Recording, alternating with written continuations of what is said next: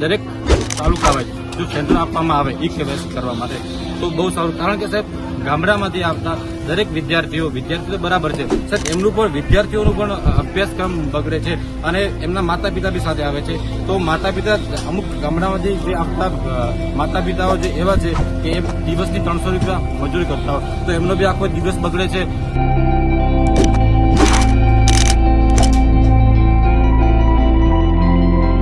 20 token આપે અને 20 token પછી આધાર કાર્ડ બંધ થઈ જાય. એટલે આપણા ડોટા તાલુકાનો ખેરતથી માણસ આવે, સુઈ ગામનો માણસ આવે, થરાદના માણસ આવે તો એ લોકો કેટલા હેરાન થાય. એને એમની પરિસ્થિતિ એ લોકો જોડે ભાડા થોડા ખર્ચી બરોબર સવારના 6 વાગે આવીને બેસે, ટોકન લાગત હોય એમને આપી દે અને બીજા ટોકન થઈ જાય એટલે કે હવે કાલે આવજો. બનાસકાંઠા જિલ્લાના પાલનપુરમાં જનસેવા કેન્દ્ર ખાતે સતત 4 દિવસથી અરજદારોની લાંબી કતારો જોવા મળી રહી છે. આધાર કાર્ડ ઈ કેવાયસી માટે વિદ્યાર્થીઓ સહિત વાલીઓ પણ હેરાન પરેશાન થઈ રહ્યા છે. જનસેવા કેન્દ્રમાં માત્ર 2નો સ્ટાફ હોવાથી આ મુશ્કેલી પડી રહી છે અને અરજદારો જે હાલાકીનો સામનો કરી રહ્યા છે. વહેલી સવારે 7 વાગ્યેથી આવેલા અરજદારોનો નંબર નથી લાગતો અને સાંજે મોઢું લટકાવીને પરત ઘરે જવા મળે છે. છેલ્લા 4 દિવસથી આ અરજદારોની લાંબી કતારો જોવા મળી રહી છે.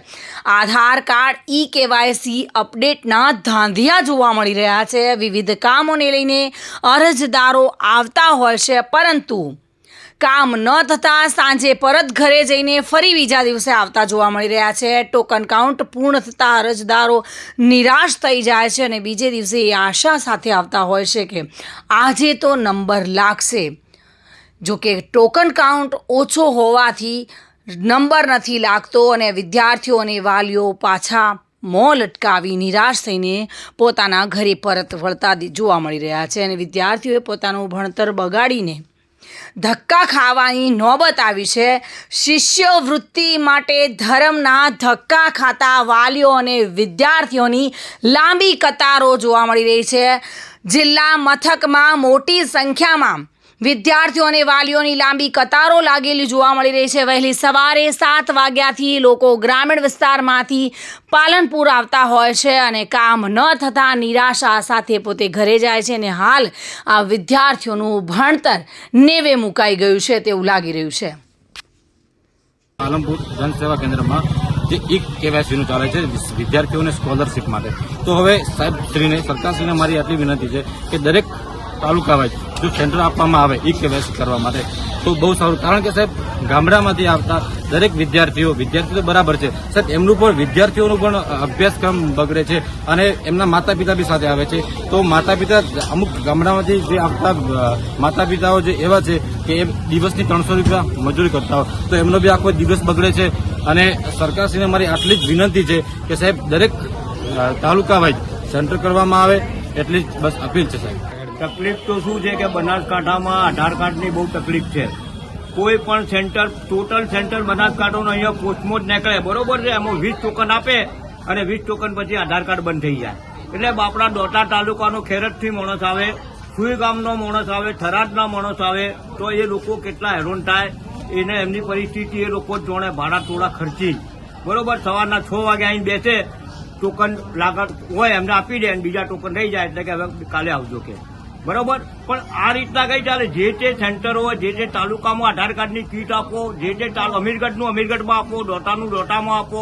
પાલનપુરનું એક કીટમાં આટલા બધા લોકો કેવી રીતના આધાર કાર્ડ નીકળે? તો બીજી વ્યવસ્થા કરવી જોઈએ ને સરકારને, ગવર્મેન્ટને ગમે તે વ્યવસ્થા કરી અને આ લોકોને હેરાન કરતી જો આ કેવાયસીમાં બધી હેરાન કરતી લોકો હેરાન થઈ રહ્યા છે. બાલ બચ્ચા ભૂખ્યા તરસ્યા સવારના 6 વાગે આવીને બેસે તો પછી કોઈ બી, અને એમાં સંસદ સભ્યોને બી કોઈ એમને બી રજૂઆત કરવી જોઈએ, ધારાસભ્યોનો બી આ બાબતમાં તટસ્થ કરવું જોઈએ. કલેક્ટર સાહેબને બી હું નર્મ વિનંતી કરું કે આ બારામાં બહુ જ રસ લઈ અને ગરીબોની આ તકલીફો છે દૂર થાય અને દરેક તાલુકાના અંદર આધાર કાર્ડની કામગીરી ચાલુ થાય એવી મારી કલેક્ટર સાહેબને અને દરેકને રજૂઆત છે. હા, તો અમે સવારના 6 વાગે આવ્યા હતા. આનો નંબર આવતો નહીં જલ્દી ફટાફટ અને ભીડ હોય છે વધારે. લોકો આવી 1000 લોકો આવી મને 50 જણા લીધી અને સિસ્ટમ ના કોઈ સિસ્ટમ પ્રમાણે ચાલતું જ નથી.